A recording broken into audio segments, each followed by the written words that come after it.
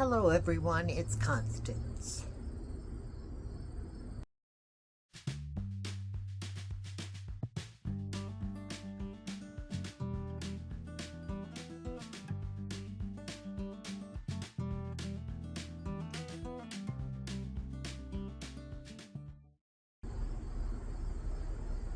Today is October 2nd and it's a gorgeous 80 degrees out right now.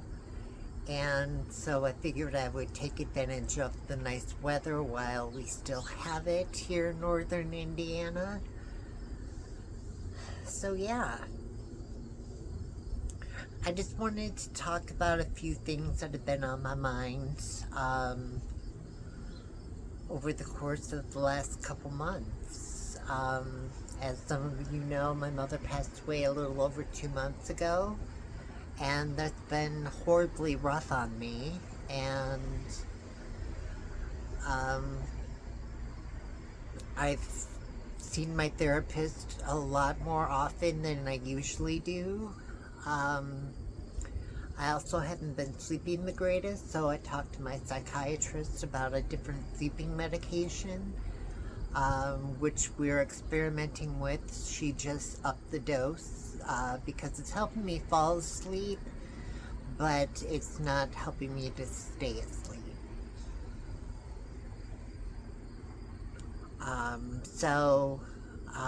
The last couple nights I've gotten some better sleep.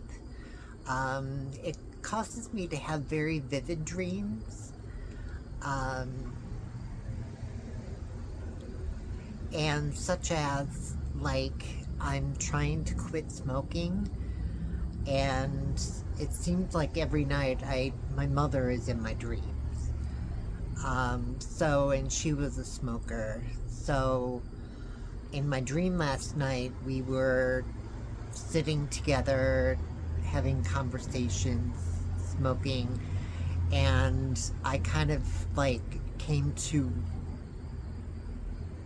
became somewhat conscious during my dream and realized I was going like this in actual real life. And so therefore I thought I was smoking in bed, which is forbidden. So that kind of woke me up, and so that was kind of bizarre. Other than that,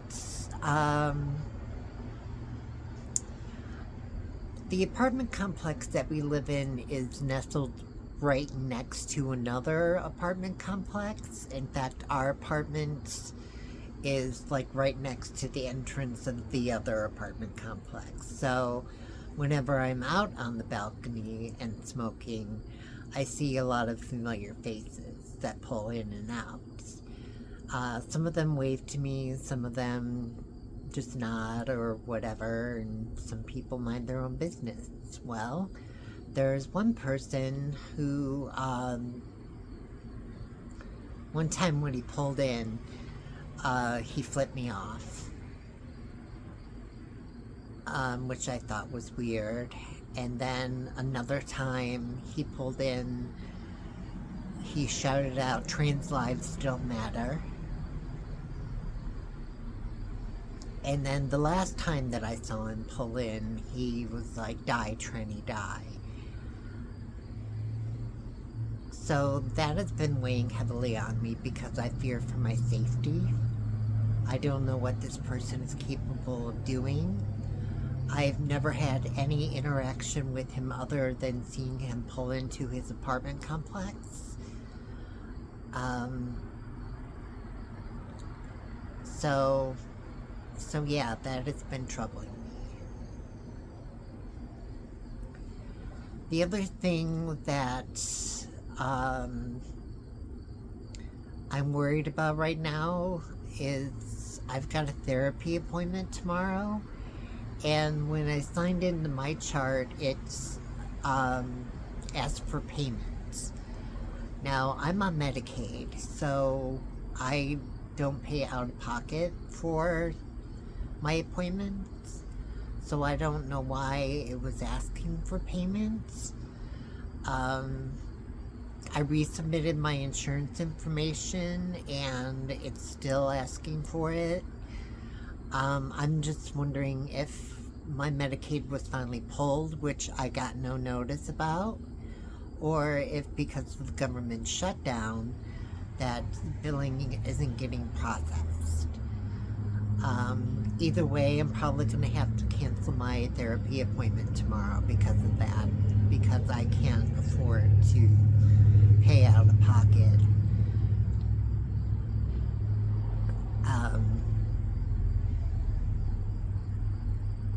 So that's a little bit troubling. I wish I had an answer. I'm thinking about calling the insurance company. Again, I called them earlier and was on hold for like ever. So I might call them again and find out what's going on, so that way I know. Because as of right now, we can't afford to be on my we can't afford for me to be on my husband's insurance. He's already pulling essentially 3 jobs in order for us to make ends meet. And I love him for that.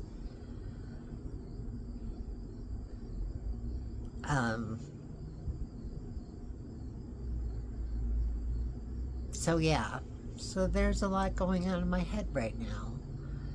And I just thought I would talk to you all and get it out in the open a little bit and see if that helps clear things up in my head a little bit. And yeah.